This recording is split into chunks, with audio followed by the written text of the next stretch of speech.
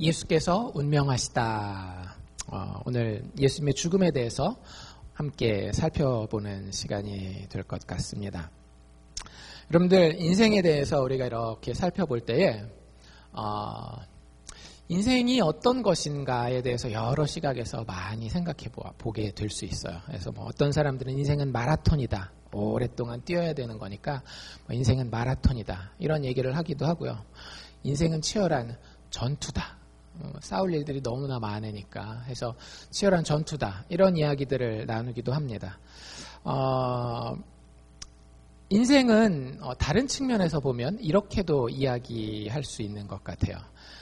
인생은 나의 능력이 부족할 때를 만나기 때문에 나를 대표할 누군가를 만나야 하는 장소이다. 조금 어렵다라고 생각하시면 제가 다시 한번 풀어서 말씀드릴게요. 인생은 내가 부족한 걸 깨달아가는 자리예요.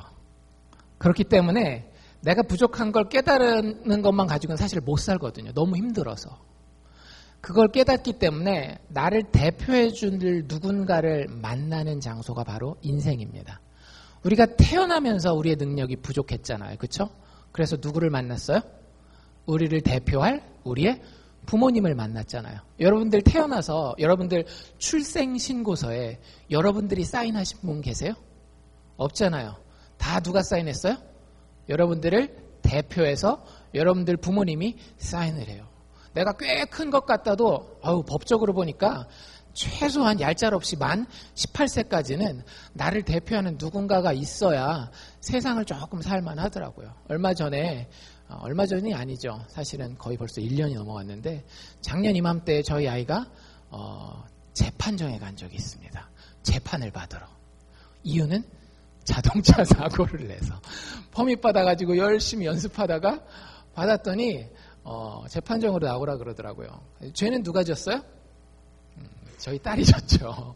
근데 거기 가서 사인하고 대표로 그 아이를 만나서 같이 옆에 서 있어야 되는 사람은 누구였는가 하면 그 아이를 법적으로 대표하는 저더라고요. 여러분들, 우리가 인생을 살아갈 때에 여러 부분에 있어서 능력의 부족함을 느낍니다. 그렇지 않나요? 돈을 버는 데 있어서도 내 능력이 좀 부족하다, 내 자본이 부족하다 이렇게 느끼시기도 하고요. 어떤 나의 실력이 부족하다 느끼시기도 하고요.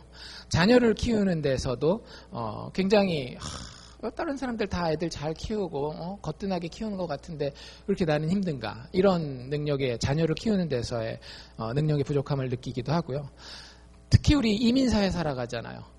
언어라고 하는 측면에 딱 부딪히면 참, 저도 나름대로 영어를 열심히 공부했다라고 하지만 아직도 영어로 전화 받을 때는 가슴이 두근반 세근반 할 때가 많이 있습니다. 그런 어떤 부족함을 느낄 때가 있어요. 여러분들 그때마다 어떻게 하십니까? 그냥 확 숨어버려요? 그럴 수 없잖아요. 내가 어릴 때는 그게 가능해요. 내가 어릴 때는 그게 가능하지만 여러분들이 이제 나이가 드시고 어느 정도 자라보면 인생이라고 하는 그 장소는 어떤 장소인가 하면 나의 능력이 부족한 가운데에 그 능력이 부족한 나를 대신해서 서 있어야 할 누군가를 만나야 되는 장소구나라는 것을 깨닫게 됩니다. 여러분들, 그 영어 서류 그거 내가 처리해야 되는데 아는 사람들은 너무 쉽게 처리해요. 근데 여러분들 모르시면 어때요?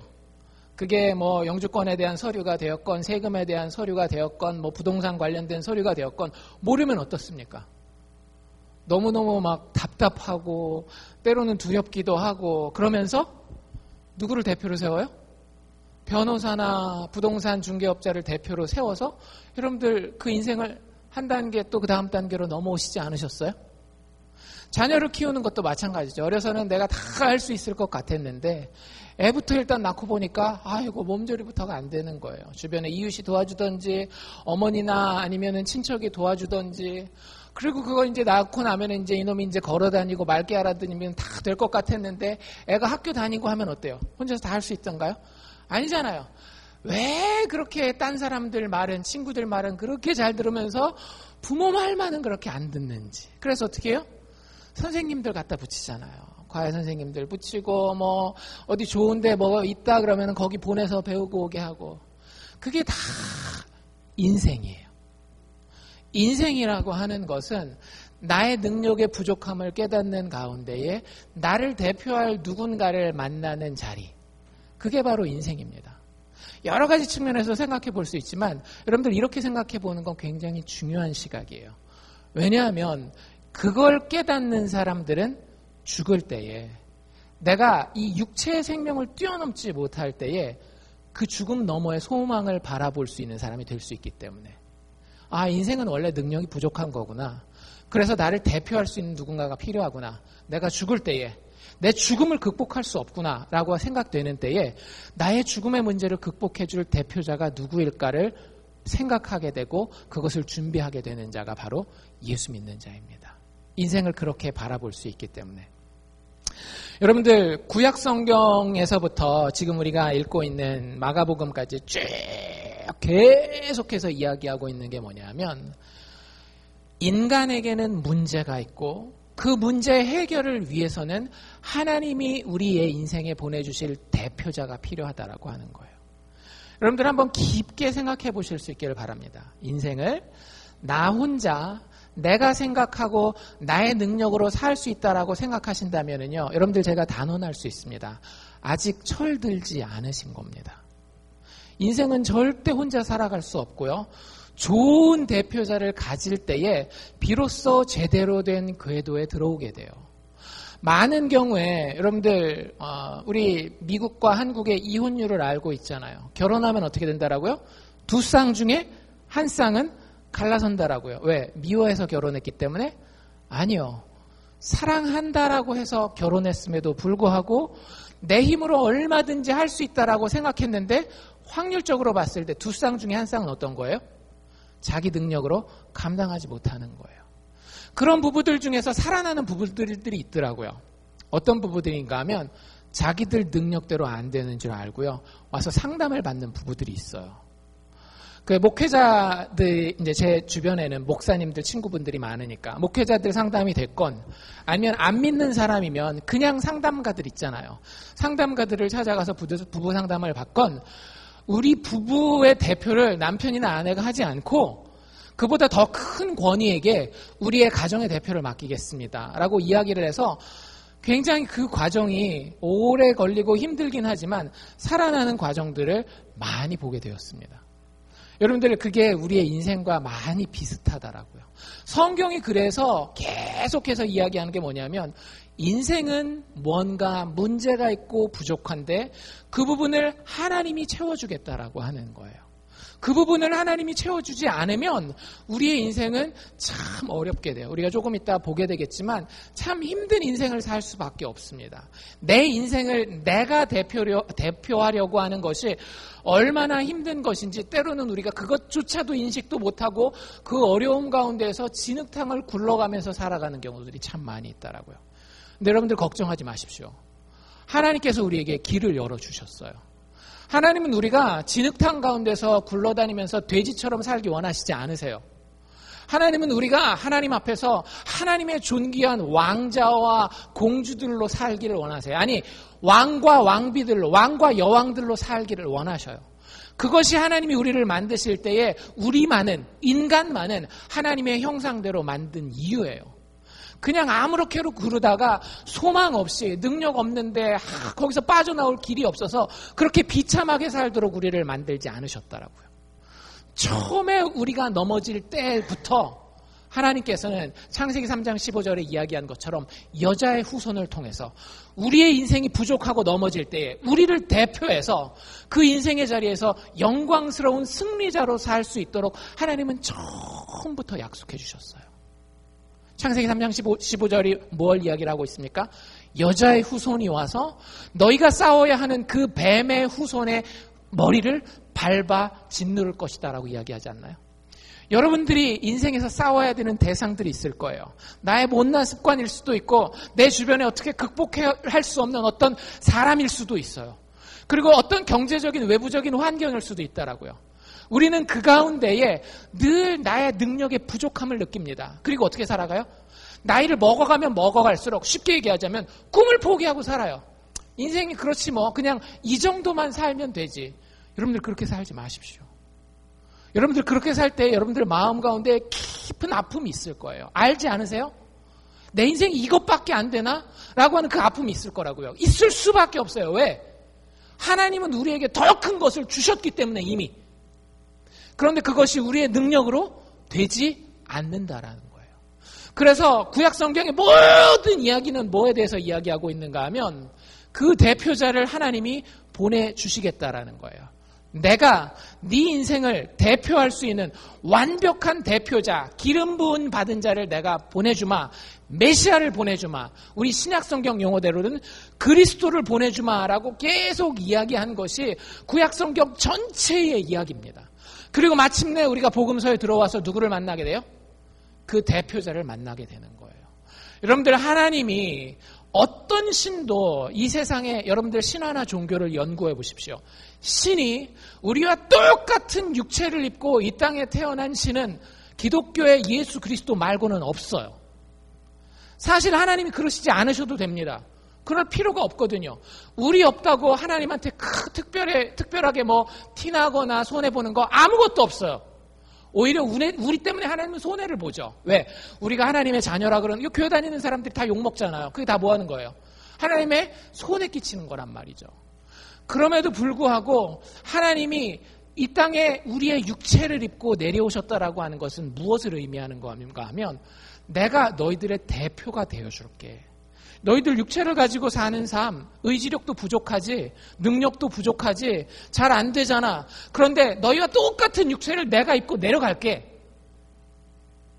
그게 바로 예수님이 이 땅에 사람의 몸을 입고 오신 의미예요. 그 이야기가 지금까지 계속 오는 겁니다. 너희의 대표자가 여기에 있어서 너희의 모든 어려움의 문제를 해결해 줄게라고 하는 것이 마가복음에 지금까지 온 것이었고, 오늘 십자가의 이 장면, 예수님의 죽으심이 그 이야기의 클라이막스, 참 가장 중요한 꼭대기를 우리에게 보여주고 있습니다. 여러분들, 우리가 가지고 있는 인간의 부족함, 이걸 성경은 다른 말로 죄라고 얘기를 하거든요. 죄는 참 어려운 문제예요. 우리에게 굉장히 심각한 문제입니다. 우리가 오늘 이 예수님이 십자가에 못 박힌 장면 여러 번 보셨죠, 그렇죠? 대충 간단하게 그래도 개요만 한번 얘기해 봅시다. 여러분들, 예수님이 이 세상에 살면서 죄를 범하셨어요, 안 범하셨어요? 죄를 하나도 범하지 않으셨어요. 그럼에도 불구하고 우리를 대표했기 때문에, 연약한 우리를 대표했기 때문에 본인이 감당하지도 않아도 되는 그 어려움과 불편함을 감당하고 있는 모습을 보게 됩니다. 성경의 기록대로 본다라고 한다면 우리가 읽은 바로 본문 앞에 예수님이 못 박히는데요. 아침 9시 정도에 못 박히게 돼요. 오늘 저희가 읽은 마가복음 본문에 보면 제6시라고 되어 있는데, 제6시는 12시, 낮 12시를 얘기를 하는 겁니다. 이제 곧 12시가 저희가 되잖아요. 곧 12시인데, 그러니까 그 전에, 3시간 전에, 오전 9시 정도에 예수님이 십자가에 못 박히게 돼요. 가시 면류관을 쓰고 피를 철철 흘리면서 손과 발이 십자가에 매달려서 그 못이 손과 발을 꿰뚫는 그런 어려움을 당하게 되고요. 그것뿐만 아니라 지나가는 사람들마다 뭐라고 욕하고 지나가는가 하면, 그분이 우리의 죄를 대신하여서 그 자리에 올라서 우리에게 영원한 소망을 선물로 주기 원했음에도 불구하고 그 뜻을 알아보는 것이 아니라 그 예수가 십자가에 달린 모습을 조롱하고 돌아다녀요. 야, 너 구원자라며, 너도 못 구원하면서 무슨 우리를 구원해. 그런 이야기들을 하면서 예수님 앞을 지나갑니다. 그리고 오늘 우리가 읽은 33절의 제6시, 낮 12시가 되는 거예요. 굉장히 독특한 장면입니다. 여러분들, 낮 12시가 하루 중에 가장 밝은 때입니까? 가장 어두운 때입니까? 가장 밝은 때예요. 그렇죠? 여러분들 지금 밖에 나가면 날씨가 환해가지고 햇빛을 쳐다보기도 힘들 정도로 빛이 환합니다. 그런데 33절에 우리가 읽은 데 보면 제6시가 되었는데 온 땅에 무엇이 임하였다? 환함이 임하였다? 아니에요. 뭐가 임하였다라고요? 어두움이, 흑암이 임하여서 제9시까지 계속되었다라고 이야기하고 있습니다. 어떤 사람들은, 성경을 믿지 않는 사람들은, 예수 그리스도를 하나님의 아들로 믿지 않는 사람들은 우연히 그럴 수도 있지 뭐. 여러분들, 해가 낮에 까매지는 경우 있나요, 없나요? 있죠. 언제 있어요? 개기일식, 이렇게 해가 있는데 해랑 지구 사이에 누가 끼어드는 거예요? 달이 이렇게 끼어들면 해가 그림자 져가지고 안 보이잖아요. 그거 일식이라 그러잖아요. 그래서 이거 일식이야. 그냥 우연히 일어난 일인데 예수님 이야기를 갖다가 이렇게 좀 더 극적으로 하느라고 우연히 그럴 수도 있지 뭐, 그렇게 얘기를 해요. 근데 여러분들, 개기일식이 지금 이 순간에 일어날 수가 없어요. 이건 하나님이 초자연적으로 일부러 자연적이 아니라 초자연적으로 이 해를 가리고 계시는 거예요. 빛의 근원을 막고 계시는 거예요. 어떻게 증명할 수 있는가 하면 여러분들 이게 금요일이잖아요. 예수님 돌아가신 게 금요일이거든요. 그 전날 밤에 예수님이 제자들과 뭐를 해요? 우리 그림도 유명하잖아요. 최후의 만찬을 합니다. 근데 그게 보통 식사가 아니에요. 성경에 보면 무슨 식사라고 얘기를 하고 있는가 하면 유월절 어린 양을 잡는 식사라고 얘기를 합니다. 근데 유월절은요, 여러분들 음력으로 세는 거거든요. 유월절이 목요일이거든요. 목요일 날 그 밤에 뜨는 달이 무슨 달인가 하면 보름달이에요. 춘분이 지나고 나서 첫 번째 보름달이 유월절을 지내는 그 날이거든요. 그러니까 그걸로 따진다면 여러분들 태양이 여기 있으면 달은 지금 지구와 태양 사이에 있는 게 아니라 어디 있는 거예요? 반대편에 있는 거예요. 그래야 태양이 달을 비춰서 풀문, 보름달을 보여주잖아요. 그러니까 과학적으로 지금 이 상황은 어두움이 일식을 통해서 어두움이 일어날 수 없는 상황입니다. 초자연적으로 하나님이 빛을 가리고 있음을 마가는 우리에게 이야기해주고자 하는 거예요. 왜 하나님은 예수님이 죽는 그 장면에 굳이 태양을 가리셨을까요? 생각해 보셨어요? 이유가 있어요. 지금 예수는 누구를 대표하는 거라고요? 우리를 대표하는 거라고요. 우리의 인생에 죄악이라고 하는 것이 어떤 것인지를 보여주기 위해서 태양을 가리고 그 가운데 3시간 동안 어두움이 내리게 하신 겁니다. 여러분들 낮 12시는 세상에서 가장 잘 보여야 되는 시간이에요. 그런데 해가 가려지는 순간 어떻게 될까요? 앞을 볼 수 없는 흑암이 그 십자가에 모여있는 사람들에게 체험됐었어요. 이게 바로 우리 인생이라고 하는 겁니다. 여러분들 인생 다 보시는 것 같죠? 내가 하는 사업 앞으로 탁탁탁 내가 100%는 못 알더라도 이 정도면은 이렇게 되겠지. 다 본다라고 생각해요. 우리는 다 뭐라고 생각해요? 낮 12시라고 생각합니다. 자녀를 키우는 것도 마찬가지예요. 내가 자녀한테 이 정도 해주면 1년 후에, 5년 후에, 10년 후에 자녀가 이렇게 되겠지. 다 본다라고 생각해요. 대낮 같은 낮 12시라고 생각해요. 가족관계도 마찬가지죠. 내 남편과 내 아내에게 내가 이렇게 하면 내 남편이 이렇게 될 것이고 내 아내가 이렇게 될 것이다라고 나는 대낮처럼 이 사람을 다 꿰뚫어 보고 있다라고 생각해요. 여러분들 진짜 인생이 그렇던가요? 나는 대낮처럼 보고 있다라고 생각하지만 어느 순간 뭘 경험하십니까? 내 인생을 뒤덮고 있는 캄캄한 흑암을 보고 있지 않습니까? 내가 생각하지 못했었던, 내가 전혀 보지 못했었던, 내가 어떻게 이렇게 못 보고 있었을까? 나 스스로에 대해서, 내 정신 상태에 대해서, 내 몸의 건강에 대해서, 내 자녀의 상황에 대해서, 내 가족의 상태에 대해서 내가 어떻게 이렇게 모르고 있을까? 어둠이 내 인생을 꽉 감싸고 있는 것을 깨닫는 경우들이 있습니다. 지금 십자가에 임한 대낮에 정오의 암흑이 그것을 우리에게 보여주고 있는 거예요. 여러분들 어둡다라고 하는 것은 단지 우리에게 불편함만 가져다 주는 게 아니에요. 태양빛이 없으면 여러분들이 어떻게 될지 한번 생각해 보셨어요? 태양이 없다. 태양이 딱 가려진다. 어떤 일이 벌어질까요? 진짜 가려진다라고. 개기 일식도요. 사실 태양이 다 가려지는 게 아니거든요. 그 빛의 광자가 그 달이 태양보다 작기 때문에 조금씩은 벗어나요. 근데 진짜 태양이 딱 가려지면 어떤 일이 벌어질까요? 과학자들에 의한다면 모든 생명체가 다 죽습니다. 과학자들이 뭐라고 이야기하는지는 너무 복잡하니까 그렇게 얘기하면 우리가 잘 못 알아들으니까 아주 쉬운 예를 들어드릴게요. 저희가 한 2달 전에 교회에서 청소를 했어요. 기억나세요? 어디 청소했는지? 오래간만에 전교인이 다 모여서 청소를 했습니다. 어디? 놀이터를 청소를 했어요. 그때 청소하신 분들 엄청 고생하셨어요. 왜냐하면 놀이터 가보신 분들은 알겠지만 얼마 안 되잖아요. 얼마 안 하니까 금방 할 줄 알았는데 한 2시간 가까이 했나요? 2시간 정도 해서 봉투를 이만한 까만 봉투를 한 40개 좀 넘게 만든 것 같아요. 그래서 그거를 탁 해가지고 송장로님 차랑 해가지고 실어가지고 시에서 가져가라고 저쪽 잔디 있는 데다 갖다 놨어요. 근데 그때 이 여러 가지 기념일이랑 이런 거 쉬는 날이랑 겹쳐가지고 한 3, 4주 거의 한 달 가까이를 갖다가 시에서 치워가질 않았습니다. 여러분들 그 결과를 집에 가시다가 이따 한번 보십시오. 저희 입구 2군데 있잖아요. 이쪽으로 나가시다가 오른쪽에 보면 여기에 그 봉투가 있었구나 쉽게 알 겁니다. 어떻게 알까요? 와, 그거 가지고 간 그 다음날 제가 이렇게 봤거든요. 진짜 여러분들 지금도 잔디 깎고 있잖아요. 여름 되면은 잔디가 인간이 이길 수가 없어요. 아무리 깎아도 2주 만에 막 깎아도 막 이만큼씩 막 올라오잖아요. 근데 거기도 잔디가 무성한 데거든요. 사실은 저희가 한 3, 4주 동안 그 까만 비닐봉투 딱 놔뒀는데 그거 딱 들었는데 정말로 직사각형으로 길게 네모나게 쫙 잔디가 다 죽었어요. 여러분들 상식적으로 전 굉장히 놀랐어요. 처음에 아무리 그래도 그렇지 그것 좀 넣는다고 빛도 좀 들어가고 그러지 않을까 이렇게 생각했는데 진짜 가면서 보세요. 놀라울 정도로 그 봉투 놓은 데가 그 흑색 있잖아요. 흑색으로 쫙 됐어요. 지금 또 치웠다고 막 잡초들이랑 잔디들이랑 올라오는 거 그거 보세요. 얼마나 신기한지. 제가 드리려고 하는 말씀은 이거예요. 여러분들 빛이라고 하는 것은 우리에게 생명을 가져다 줍니다. 빛이 없으면 모르지만 서서히 죽어가요. 처음에는 잘 모르죠. 그렇죠? 만약에 거기다가 봉투 놓고 한 이틀 만에 치웠으면 아마 그런 거 몰랐을 거예요. 그런데 한 3, 4주만 딱 놔둬보니까 어때요? 빛으로부터 단절된 그곳에는 뭐가 없다? 생명이 없는 거예요. 여러분들 우리의 인생도 똑같습니다. 우리의 인생에 그런 영적인 어두움이 임할 수 있어요. 그런 영적인 어두움을 성경은 뭐라고 이야기하는가 하면 한 글자로 죄라고 이야기를 합니다.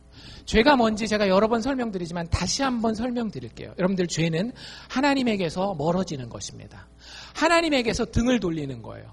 하나님은 빛이시거든요. 하나님은 생명의 근원이에요.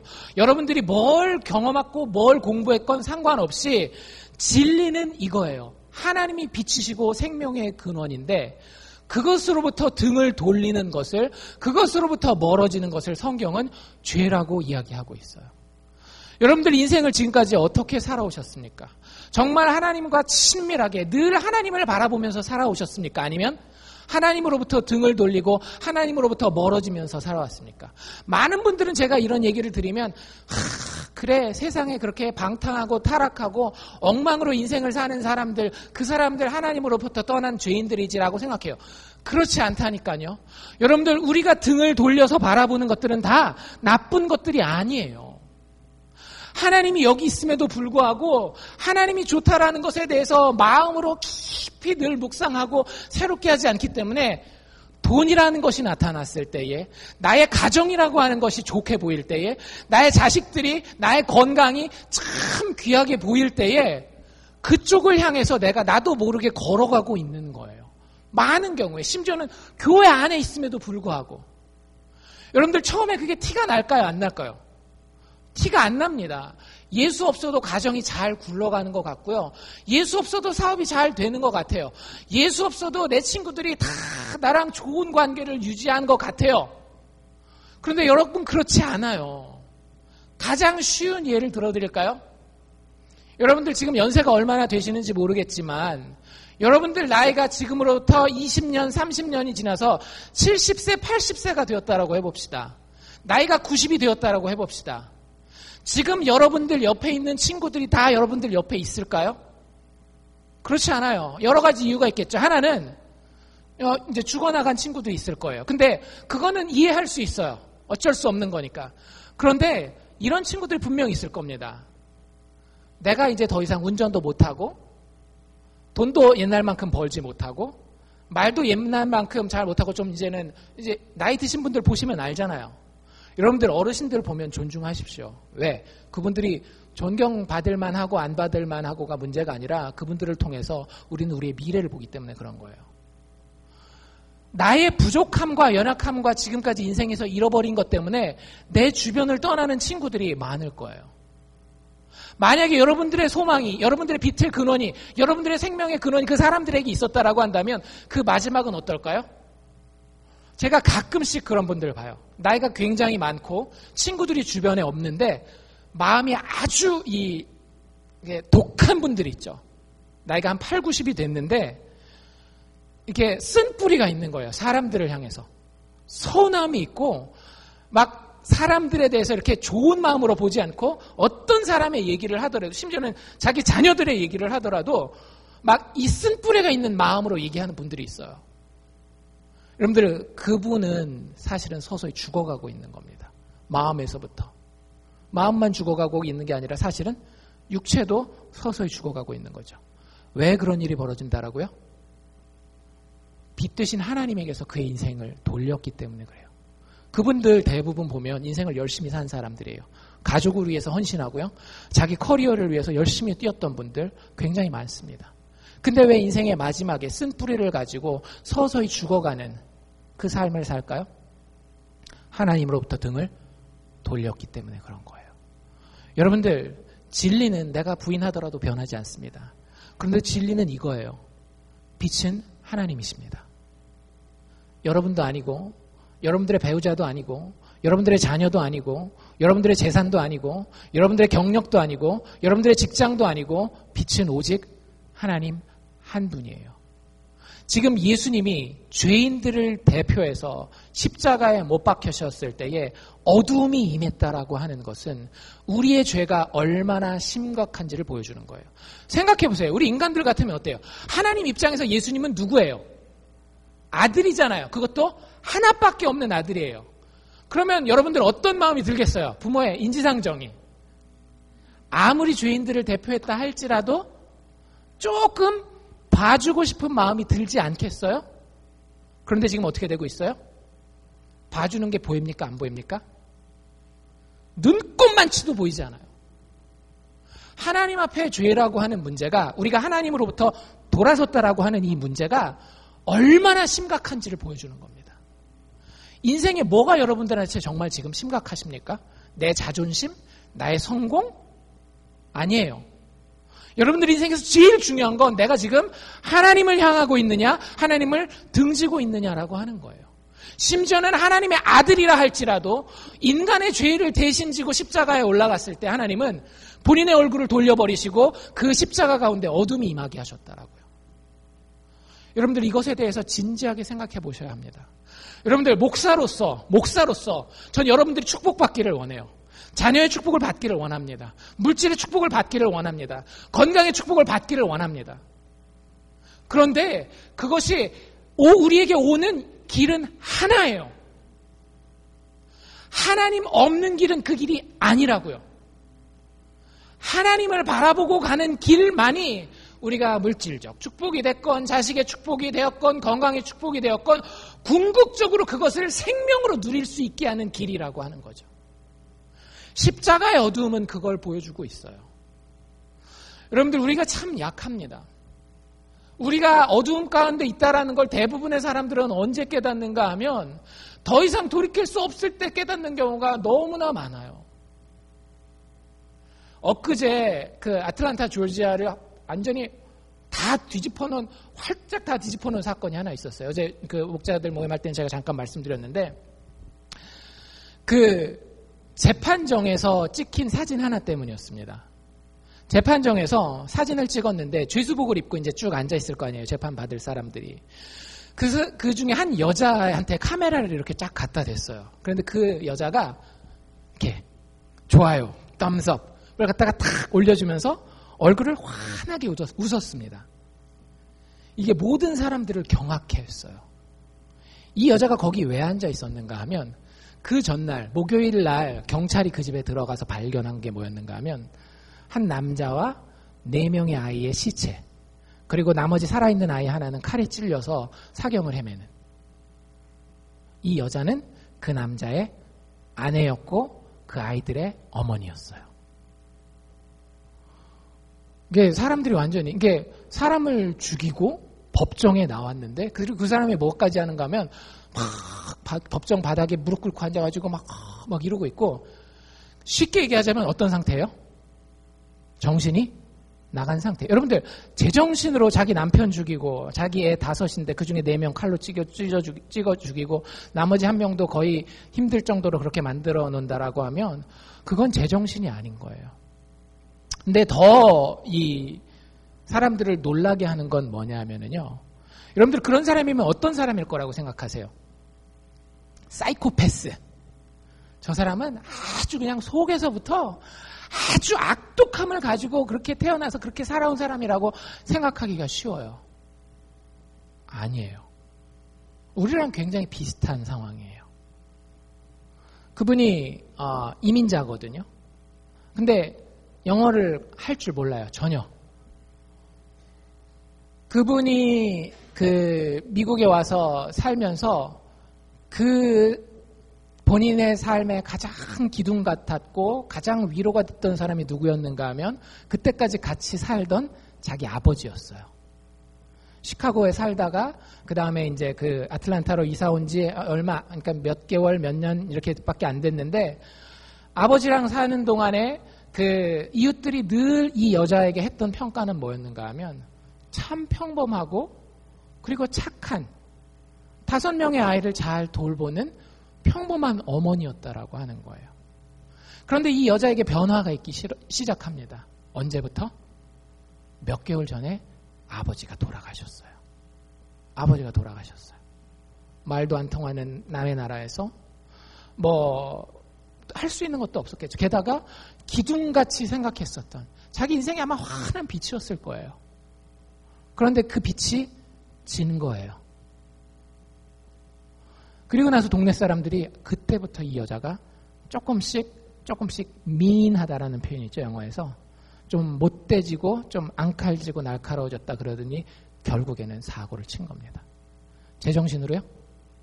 아니요. 이건 진짜 제정신이 아니에요. 그 사람이 악하고 안 악하고의 문제가 아니라 자기가 감당할 수 없는 어두움을 체험한 겁니다. 정신병원 의사들은 그걸 정신병이라고 이야기할 거고요. 무당들은 그걸 귀신 들렸다라고 이야기를 하겠지만 좀 더 영적으로 정확하게 얘기한다라고 하면 그 사람의 인생에 빛이 사라진 거예요. 여러분들, 우리도 언제 우리의 인생의 순간에서 빛이 사라진 상황을 발견하게 될런지 모릅니다. 십자가는 그 사건을 우리에게 보여주고 있어요. 그 상황을, 우리의 상황을 우리에게 극명하게 보여주고 있는 거예요. 너희의 상황이 어떤 상황인지 깨달으면 좋겠다. 하나님의 아들이라 할지라도 죄인을 대표했을 때는 그 어둠의 대상이 될 수밖에 없다라는 거. 그리고 예수님이 십자가에서 한마디 외치시죠. 뭐라고 외치셨어요? 엘리, 엘리, 라마, 사박다니. 무슨 뜻이에요? 엘리, 나의 하나님. 엘리, 나의 하나님. 라마, why, 왜, 어찌하여 사박다니, 나를 버리셨나이까. 나의 하나님, 나의 하나님, 어찌하여 나를 버리셨나이까. 예수님이 십자가에서 외치신 그 말씀. 여러분들, 예수님과 하나님 아버지의 관계는 끊어질 수 없는 관계입니다. 예수님이 십자가에 달리는 게 힘들었을까요? 안 힘들었을까요? 힘들었겠죠. 왜? 여러분들 손 갖다 놓고 맨손에다가 못으로 박아보세요. 힘들겠어요? 안 힘들겠어요? 힘들 수밖에 없는 거예요. 육체적으로 힘들고, 또 제자들은 어떻게 했어요? 여러분들 아까 우리가 읽은 데 보니까 40절, 41절에 누구밖에 안 남았어요? 예수님 옆에. 여자들밖에 안 남았어요. 그 당시에 인구로 치지도 않던 여자들밖에 안 남았어요. 남자는 사실은 딱 한 명 남아있었습니다. 요한 하나 남아있었어요. 요한. 그 잘났다라고 하는 베드로도 주는 그리스도이십니다. 뭐라 해도 다 배신하고 예수님을 떠나고 예수님 혼자 있었어요. 얼마나 육체적으로 힘들었을 것이며 얼마나 심적으로 힘들었을 거예요. 근데 예수님이 십자가에서 하신 말이 발, 손 이러지 않으셨더라고요. 야, 이 배신자들 이러시지 않으셨더라고요. 뭐라고 이야기하셨더라고요? 나의 하나님, 나의 하나님 어찌하여 나를 버리셨나이까. 죄의 근거가 뭔지를 다시 한번 보여주는 거예요. 죄라고 하는 것은요, 하나님으로부터 끊쳐짐을 당하는 겁니다. 하나님 아버지와 아들 예수 그리스도는 영원 전부터 영원 후까지 여러분들이 얼마나 남편을 아내를 사랑하든지 간에 여러분들이 얼마나 자녀를 사랑하든지 간에 그 사랑보다도 더 깊고 더 끈끈하게 영원 전부터 한 번도 그 사랑의 관계가 끊어지지 않고 헤어지지 않고 여기까지 온 거예요. 그런데 우리의 죄의 문제 때문에 십자가에서 잠시이긴 하지만 그 관계가 끊어진 겁니다. 상상이 되십니까? 심리학자들이 인간이 인생을 살아가면서 닥칠 수 있는 스트레스의 지수를 갖다가 이렇게 매겨놔서 스케일, 이렇게 도표로 해놓은 게 있거든요. 제일 위에 뭐가 있는지 아세요? 제일 위에? 이거는 사람이 죽어도 죽기 전에는 극복이 안 되는 스트레스가 있대요. 뭐 몇 가지가 있겠지만 그것들 중에서도 제일 꼭대기에 자기 배우자의 죽음입니다. 물론 케이스 바이 케이스겠지만 특별히 어떤 케이스? 그 배우자랑 오래 살아왔을 때. 그렇지 않겠어요? 여러분들 누군가와 오래 같이 지내다가 탁 떨어진다라고 생각해 보세요. 얼마나 힘들겠어요. 여러분들이 정말 사랑하는 남편과 아내와 죽지는 않는다 할지라도 오랫동안 멀리 떨어져서 볼 수 있는 기약이 없다라고 생각하면 얼마나 마음이 아프시겠습니까? 그런데 그거에 100만 배, 1000만 배 더 큰 단절감으로 예수가 아버지로부터 떨어진 것을 경험한 거예요. 그래서 육체도 아팠고 마음도 아팠지만 그의 영혼의 아픔에 대해서 십자가에서 한마디 던지고 있는 겁니다. 나의 하나님 어찌하여 나를 버리셨나이까. 여러분들 우리의 인생에 가장 아픈 것도 이것이어야 합니다. 여러분들 인생에서 지금 뭐가 아프십니까? 경제적인 문제가 아프세요? 자식의 문제 때문에 아프세요? 나의 건강의 문제 때문에 아프세요? 나의 인간관계 친구들의 문제 때문에 여러분들 아프세요? 아픕니다. 제가 그게 없다라고 부인하는 게 아니에요. 그런데 나에게 가장 아픈 것은 뭐여야 되는가 하면 내가 하나님을 등지고 있다라고 하는 사실이어야 합니다. 내가 돈 때문에, 내가 배우자 때문에, 내가 자녀 때문에, 내가 나의 건강 때문에, 나의 육신의 재미 때문에 하나님을 등지고 있다라고 하면 여러분들 이렇게 아프게 고백해야 됩니다. 나의 하나님 어찌하여 나를 버리셨나이까. 그 죄의 근원이 나에 있음을 알고 하나님 내가 회개하고 주님 앞에 돌아갑니다. 여러분들 이것이 우리에게 주는 강력한 메시지임에 동시에 또 우리에게 주는 강력한 소망이라고 하는 사실을 발견하실 수 있기를 바랍니다. 여러분들 예수가 억지로 질질질 끌려서 지금 이 자리에 와 있나요? 그렇지 않아요. 예수님 이 땅에 내려오실 때에 아버지의 이 계획을 알고도 자원하여 내려오셨어요. 마지막 겟세마네 동산에서 기도할 때 뭐라고 기도하세요? 주여 할 수 있거든, 아버지여 할 수 있거든 이 잔을 나에게서 옮기시옵소서라고 이야기하면서도 동시에 뭐라고 이야기하셔요? 그러나 내 뜻대로 마시고 아버지의 뜻대로 하여 주옵소서라고 이야기를 합니다. 여러분들 우리가 이렇게 참 어려운 환경 가운데 죄의 환경 가운데 처해 있는데 예수님은 우리를 버리지 않고 우리를 자원해서 찾아오셨다라는 거예요. 여러분들에게 이런 친구 하나 있습니까? 여러분들이 잘 나가고 좋을 때 여러분들 찾는 친구들 말고 여러분들의 사업이 무너졌어요. 여러분들의 자녀가 너무너무 가족에게 부끄러운 일을 끼쳤어요. 내 배우자 때문에 내가 마음이 너무너무 아파가지고 부끄러워가지고 밖에 나갈 수가 없어요. 그때도 여러분 옆에 와서 여러분의 사정을 알고 여러분과 함께 울어주며 여러분이 당하는 그 고통을 대신 당할 수 있으면 어떻게 해서라도 당해주려고 하는 그런 친구가 여러분들에게 있느냐 말이죠. 그게 없으면 여러분들 인생 헛산 거 아닌가요? 나 잘난 맛에 그냥 나 늙어가다가 마지막에 노인네 냄새 풀풀 풍기다가 그냥 죽어가는 거 아니겠어요? 그건 인간다운 삶이라고 이야기할 수 없을 겁니다. 여러분들 옆에 내가 죽어갈 만한 그때에 내가 그렇게 어려움을 당하고 있을 때에 나를 위해서 같이 울고 웃어줄 그럴 친구. 하나님이 여러분들의 인생을 축복하시면 그런 사람들을 옆에 붙여주십니다. 단, 그 친구가 1차적인 친구가 아니라는 것을 기억하십시오. 여러분들에게 그 친구가 여러분들의 남편일 수 있어요. 여러분들의 아내일 수 있어요. 그런데 이런 생각 해보셨어요? 둘 중에 하나는 어떻게 해야 돼요? 둘 중에 하나는 먼저 가야 돼요. 그렇죠? 저도 처음에 결혼했을 땐 기도 제목이 뭐였더라고요? 주님, 우리 둘은 반드시 한날 한시여야 됩니다. 이게 기도 제목이었는데 나중에 기도하다 보니까 하나님 안 들어주실 수도 있겠더라고요. 누군가 하나는 가야 돼요. 하나님, 제가 진짜 농담이 아니라 굉장히 진지하게 기도했어요. 왜냐하면 너무나 사랑했기 때문에. 그 사람을 통해서 얻게 되는 그 위로와 안식과 기쁨이 너무 컸기 때문에. 근데 시간이 지나가면서 그 기도를 하나님이 바꾸시더라고요. 하나님의 뜻대로 하나님께서 이루어 주시옵소서. 누가 먼저 되든지 주님 그대로 받겠습니다. 근데 그 가운데 하나님 깨닫게 하시는 게 뭐였는가 하면, 그래 임마, 그렇게 날 봐야지. 무슨 얘기인지 아시겠어요? 여러분들, 우리에게 그 친구가 하나님의 선물이에요. 여러분들에게 정말로 인생을 완전히 다 나눌 수 있는 친구가 있다라고 하면, 그게 배우자가 되었건 자식이 되었건 아니면 밖에 있는 친구가 되었건, 그건 정말로 좋은 선물이긴 한데, 여러분들, 그 친구는 이순이라고 하는 거죠. 그 친구를 가질 수 있는 나의 그 밭, 그건 어디서 만들어지는 건가 하면 예수가 나의 그 친구가 돼야 되는 거예요. 여러분들 위해서 이미 죽어주신 분이 계시다니까요. 기꺼이 여러분들을 위해서 지금도 그 목숨을 다 들여서 여러분과 함께 그 자리에 있기를 원하시는 그 친구가 지금 여기 십자가에 달려 있어요.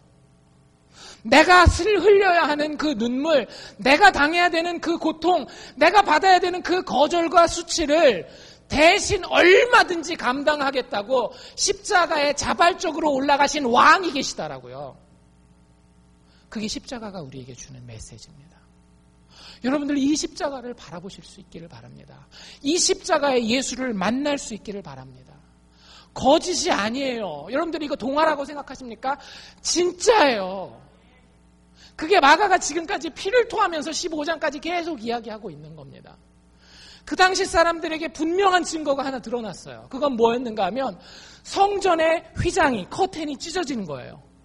구약 성경의 가장 큰 이슈는 뭐였는가 하면 사람이 하나님을 만나는 거였습니다. 여러분들 다 하나님 만나고 싶죠? 아니요. 예, 여러분들 제가 장담할 수 있습니다. 여러분들 다 하나님 만나고 싶어요. 저는 하나님도 안 믿고요. 아니에요. 다 하나님 만나고 싶어요. 하나님이라는 단어를 안 쓸 뿐이지 여러분들 영원히 행복하고 싶지 않나요? 영원히 사랑하고 영원히 사랑받고 싶지 않나요? 영원히 평안하고 영원히 안식하고 싶지 않나요? 여러분들 그걸 우리는 신이라고 하는 개념에서 다 찾는 거예요. 사실은 신이 없으면 영원한 행복도 없고 영원한 사랑도 없고 영원한 평안도 없어요. 그냥 그렇게 살다가 고생하다 가시면 돼요. 근데 인생이 그렇게 살 수 없잖아요. 인생은 신을 만나고 싶어 해요. 그래서 구약 백성들도 부단히 신을 만나고 싶어 했는데 신을 만나보니까 어떻게 되는 거예요? 다 퍽퍽 죽어나가는 거예요. 구약 성경에 보면 하나님을 만난 자들이, 하나님의 법궤에 손댄 자들이 막 죽어가는 이야기가 그런 겁니다. 왜? 우리가 그것을 바람에도 불구하고 그것을 바랄 수 있을 만한 자격이 안 되기 때문에.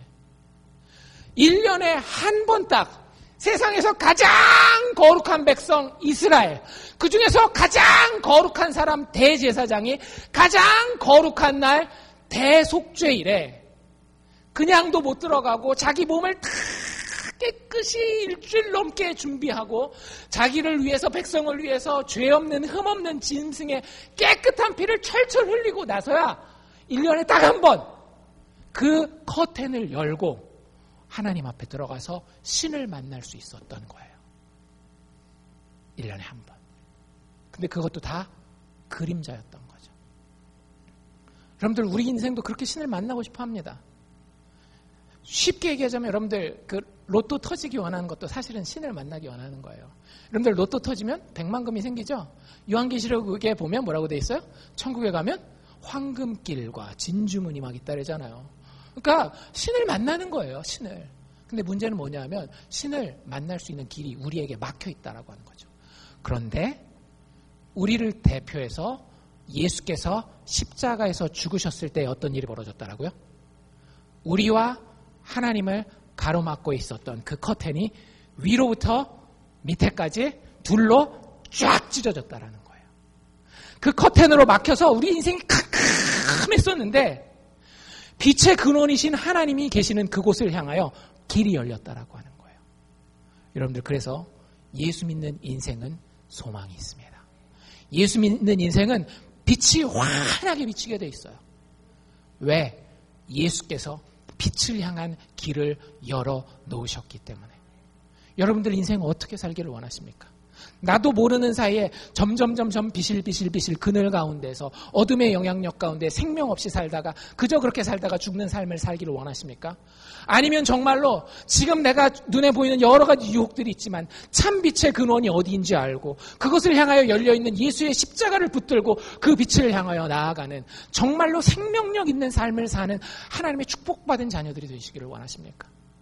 후자를 택하셔야 되지 않으시겠어요?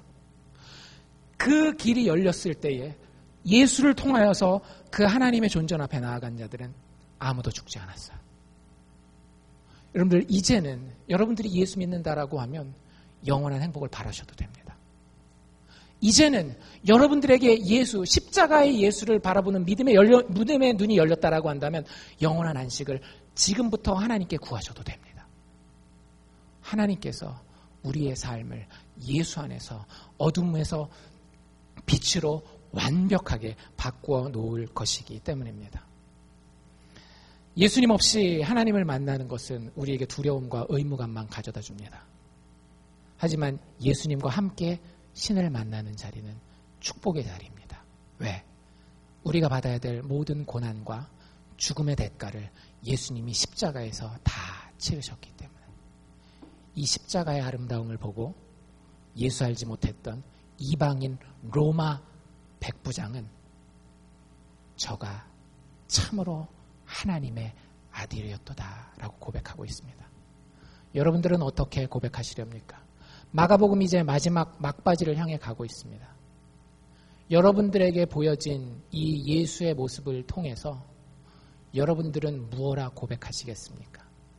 이 사람은 참으로 하나님의 아들이었도다 라고 고백할 수 있는 믿음의 복받은 사람들 다 되시기를 주의 이름으로 축원합니다. 기도하겠습니다.